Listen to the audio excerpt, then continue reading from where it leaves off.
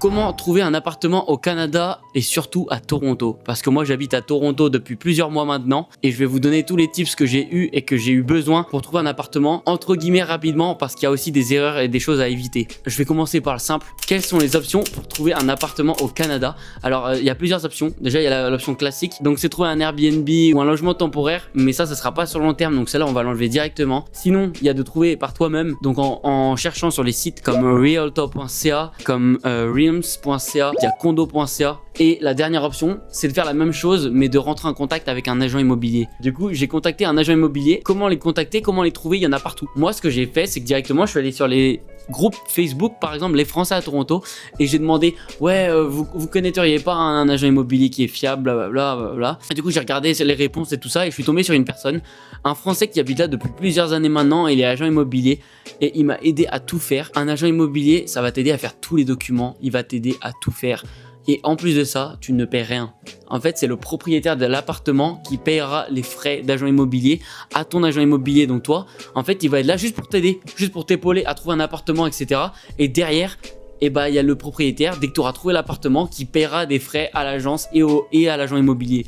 Et donc, c'est un plus énorme. Je peux vous dire, il y avait énormément de documents, il y en a tellement. Vraiment, tu pètes ton crâne. Par contre, warning, faites attention de ouf sur les groupes Facebook, il y a énormément d'arnaques. Donc moi, je vous conseille de vous renseigner, de regarder aussi le LinkedIn de l'agent immobilier, de regarder si son entreprise elle est réelle et de regarder s'il est inscrit à l'entreprise. Si jamais vous avez des questions sur ça, n'hésitez pas, envoyez-moi un message sur Insta, mousse513, ça s'affiche juste là. Et n'hésitez pas, peu importe la question, je vous répondrai. Je sais que c'est la galère d'arriver quand tu es nouveau dans un pays. Il y a énormément de documents, surtout quand tu arrives seul, comme moi dans mon cas. Il y a plusieurs mois, je suis arrivé tout seul. Et c'est extrêmement dur. Donc voilà, moi ce que j'ai fait, c'est que j'ai contacté un agent immobilier et puis on a fait des visites ensemble, etc. Mais ça, les visites, on en reviendra juste après. Je vais vous montrer toutes les visites que j'ai fait, enfin quasiment toutes. Et il y avait des pépites. Pour ceux qui n'habitent pas encore à Toronto et qui cherchent à déménager à Toronto, ça peut être un plus. Il y a des zones à éviter, notamment entre deux zones. Donc on va dire le Allen Garden et Moss Park. Donc c'est deux parcs qui sont sur la carte, il y en a un au-dessus de l'autre. Donc le Allen Garden il est en haut et le Moss Park il est en bas. Ces deux parcs plus la zone entre les deux, vous l'évitez. Ensuite, moi les quartiers que je préférais, les quartiers que je voulais absolument et les quartiers que je vous conseille. Déjà, Liberty Village, c'est un peu excentré du centre. Mais par contre, il y a énormément d'apparts et c'est vraiment agréable à vivre. Moi, mon quartier préféré, c'est Ossington Avenue. Par contre, il y a très peu d'appartements. Ensuite, tout ce qui est King Street, Queen Street, sur l'ouest de la ville, quand vous prenez l'ouest par rapport à la CN Tower. Ensuite, je vous conseille aussi le nord. Moi, c'est là où j'habite. C'est au niveau de Yorkville. C'est un peu cher, je le conçois.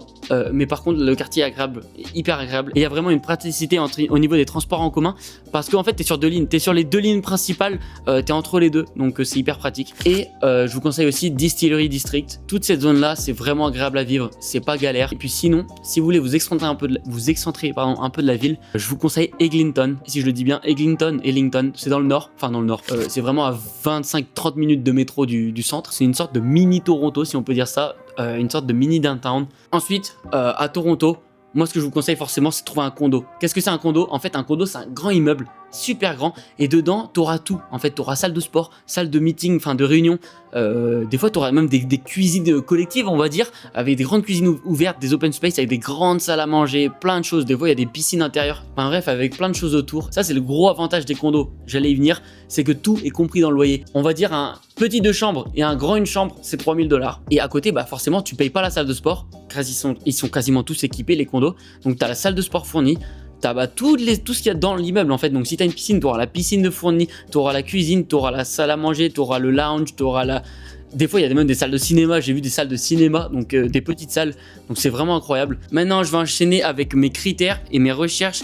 Donc qu'est-ce que je voulais comme appartement, parce que là du coup j'ai trouvé un nouvel appartement. Donc mes critères, qu'est-ce que c'était? Donc dans un premier temps, loyer 2700 $ par mois maximum. Ensuite forcément un condo avec une salle de sport comprise dans le loyer. Parce que j'ai déjà visité des condos où il n'y avait pas de salle de sport. C'est très rare, mais j'en ai déjà visité où il n'y avait pas de salle de sport. Ensuite, dans le downtown. Donc, dans mes localisations préférées, c'est tout au niveau de l'ouest. Donc, tout ce qui est Queen Street, King Street, Ossington Avenue et Liberty Village. Ensuite, ça c'était la partie ouest. Ensuite, Yorkville et puis Distillery District, mes quartiers préférés. En tout cas là où je me plais le plus, je pense, où j'aimerais vivre. Ensuite, je suis en télétravail, donc forcément un espace bureau ou alors un espace où j'ai de la place pour mettre un bureau, parce que c'est important pour travailler et parce que j'ai 3 écrans, donc j'ai besoin d'assez j'ai besoin d'un bon bureau et d'une bonne place. Ensuite, forcément, qui dit télétravail dit un minimum de vue. Parce que j'ai visité des appartes où t'avais l'immeuble en face, mais genre, sans mentir, vraiment, il était à 10 mètres l'immeuble.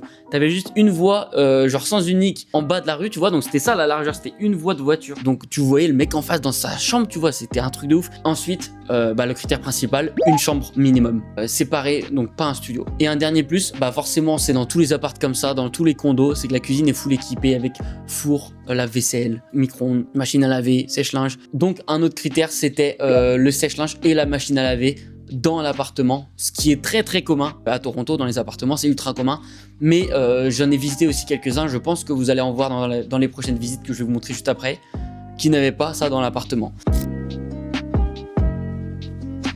Donc premier appartement, on est sur Queen Street, pas loin de Ossington, au croisement à Batter Street et Queen Street. Celui-là, il est à 2200, il me semble. C'était entre guillemets un plus petit que je voulais voir pour savoir ce que j'avais en dessous des 2200 $. Parce que moi, mon budget, c'est 2600, 2700, comme je vous avais dit précédemment. Celui-là est un peu plus petit, donc style loft avec des murs en pierre, j'aime beaucoup trop. Par contre, l'avantage de celui-là, c'est bête, mais c'est la plaque de cuisson à gaz que j'aime trop. La vue, j'aime pas du tout. Genre, c'est vraiment proche des autres immeubles. Deuxième immeuble, le deuxième condo qu'on va visiter, c'est en plein centre du downtown. Donc voilà, dans le hall d'accueil directement, vraiment mignon. On rentre direct dans l'appartement, donc déjà celui-là un peu plus grand, enfin voire maintenant bien plus grand. Parce qu'il y a un den plus une chambre, donc un den, j'appelle c'est un petit bureau ouvert plus une chambre. Celui-là était à un prix de 2400 $. Il me semble plein nord. Il est face à un immeuble, donc celui-là je suis rentré dedans. Regardez, on est en pleine journée, il est midi et il n'y a pas de luminosité du tout dans l'appartement. Il est collé à un immeuble, c'est celui que je vous parlais précédemment un peu plus tôt dans la vidéo, donc vraiment à 5 mètres de l'autre immeuble. Donc l'appart est grand, hein, il y a une chambre, etc. L'espace de vie est vraiment grand, mais bon, il n'y a pas de luminosité. Le ressenti quand on est rentré dedans, j'ai dit mais waouh, regardez comment c'est proche de l'autre immeuble, c'est une folie. Donc celui-là, non direct. Celui-là, pareil, un peu dans le même quartier, pas loin de Dundas Square. On continue. Alors, celui-là, il est au 35e étage. Il est super haut. Par contre, j'ai des grosses attentes parce qu'il a une vue qui a l'air vraiment, vraiment cool. On arrive déjà dans un premier temps, donc classique, comme dans tous les apparts. Salle de bain avec baignoire. Ensuite, la chambre qui est vraiment cool, spacieuse. Ensuite, la pièce de vie. Donc la pièce de vie comme ça, voilà, très très lumineuse. Par contre, assez restreint l'espace pour mettre un bureau. Et puis regardez la vue. Je vous montre direct, on va direct dehors parce que la vue, elle est vraiment exceptionnelle. Regardez ça. Vraiment, j'ai pris le temps d'aller dehors et d'apprécier la vue parce que je la voyais pas comme ça. J'en voyais pas des comme ça tous les jours. T'as une vue de ouf. Par contre, c'est méga haut, c'est trop impressionnant. Ça fait un peu peur limite. Voilà, on arrive du côté de Regent Park. Le quartier, il est pas ouf la nuit. On m'en a dit pas de très bonnes choses, mais par contre la journée, il est vraiment cool. Et puis moi, je suis en télétravail, donc ça va. Donc là, on arrive sur un appart. On est à 2500 et tout compris. Donc vraiment cool. Je kiffe l'appartement, mignon. La vue plein nord, ça c'est pas super top. Mais par contre l'appart vraiment haut de plafond, tout équipé et tout compris à 2500, charge comprise. Toujours pas de parking parce que c'est très rare d'avoir un parking dans le downtown. Mais on aime, regardez, bien ouvert et tout comme on aime. Nouvel appartement, toujours dans le même quartier. Donc là on arrive appartement proche des autres, donc proche de Dundas Square. D'ailleurs on pourra le voir de la fenêtre. Donc là 2600, pas tout compris. Il n'y a pas l'eau, il n'y a pas le chauffage. Donc tu rajoutes à peu près 150-200 $ en plus par mois. Donc ça monte. Donc c'est pratiquement hors budget. Par contre celui-là c'est une chambre et demie aussi. Et en fait le bureau tu peux le fermer. Donc là c'est quasiment à 2 chambres. Regardez, vue sur Dundas, je vous disais. Donc celui-là vraiment cool. L'appartement est grand, la pièce de vie est cool. Quand je dis grand, oui et non. Il est pas si grand que ça quand t'es dedans. Mais il y a il y a plusieurs pièces et il y a surtout un bureau que je peux fermer. Donc ça, c'est vraiment top. En plus, il y a 2 salles de bain. Une dans la chambre et une autre à l'extérieur près de l'entrée. Donc voilà, salut le chien. Et très belle vue, pardon. Très belle vue, donc c'est cool. La vue est très agréable et surtout, sud et ouest. Ouais, c'est ça, sud et est, l'orientation. Donc très agréable. T'as le coucher de soleil. Et voilà, très cool celui-là. Par contre, un peu hors budget. On enchaîne directement avec un appartement que je kiffe beaucoup trop, hyper grand. Par contre, la vue pas ouf. De toute façon, vous le voyez directement. Celui-là est situé à Distillery District sur la droite. Celui-là est à 2400 sans l'électricité et sans l'eau. Donc pareil à peu près, on arrivera à 2600 tout compris. Et celui-là est vraiment cool si on regarde, il est ouvert complètement. Celui-là on a bien aimé parce qu'en fait il est en rond, enfin toutes les pièces peuvent se rejoindre et ça fait une sorte de rond. Donc celui-là est vraiment agréable. Seul bémol, bah, c'est la vue forcément. Je vous montre aussi la salle de sport directement qui fait le taf. Très très grande, très très cool. Et qui est comprise forcément dans le prix. Nouvel appartement, cette fois-ci on va directement près de Yorkville à la station à Bloor-Young. Et là on arrive dans l'immeuble. Dans l'immeuble que je kiffe. Regardez, l'appartement, celui-là je l'aime trop. Il est au 35e étage celui-là. Non, 32e, il me semble. Donc là, celui-là, il est plein ouest avec une vue qui est incroyable. Là, vraiment, la vue, je kiffe trop. Hyper dégagée sur la ville. Voilà. Ensuite, pareil, celui-là, une chambre. Et regardez le balcon, regardez la vue. Vraiment, celui-là, il est trop stylé. Après, on n'est pas là que pour la vue, forcément. Celui-là, il est à 2600 $, tout compris. Donc, un très bon prix. Donc, celui-là, vraiment, on lui met une très grosse note. On enchaîne la visite, on retourne dans le même immeuble que précédemment, près de la station Bloor-Young. Donc celui-là, toujours dans le même immeuble, c'est l'immeuble que je kiffe. On arrive dans un appart très très lumineux, avec énormément de fenêtres. Je l'adore, celui-là, je suis fan. Celui-là, dans le même gamme de prix, toujours pareil. Et celui-là, c'est le seul de tous ceux qu'on a visités qui a un parking. Celui-là, il a un parking, donc ce qui veut dire que tu peux le louer, tu peux le sous-louer à peu près 200 balles par mois. Donc ça te fait ça de gagner sur le loyer par mois. Regardez la vue. Pareil, balcon. Regardez, le balcon il va dans le vide. Je sais pas si on va bien voir. Mais le balcon il va dans le vide au bout du balcon. C'est trop stylé. Voilà, donc petite vue sympa. On kiffe. Toujours agréable. Avec pareil une chambre. L'espace de vie est grand. Il y a même un petit espace pour le bureau.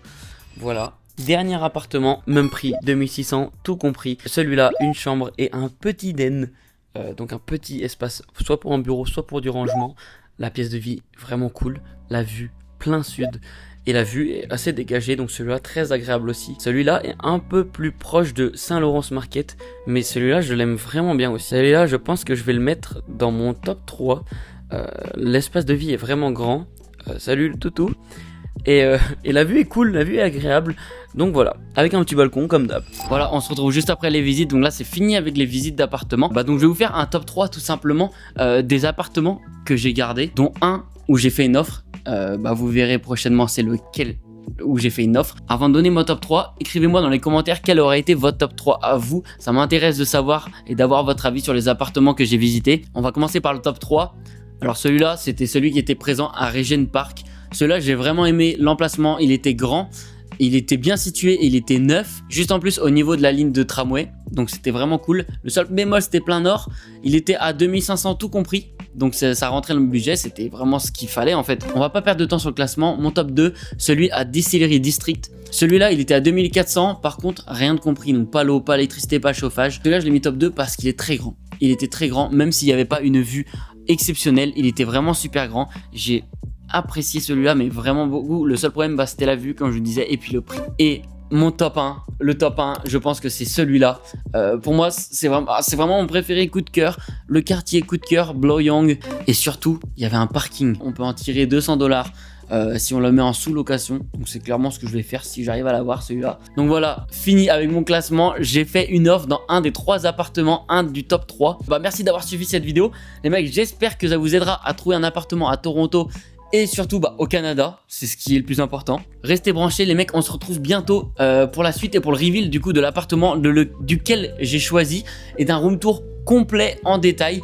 Ça sera dans la prochaine vidéo, donc restez informés, ça sort bientôt et à la prochaine pour le reveal de mon prochain appartement. Bisous.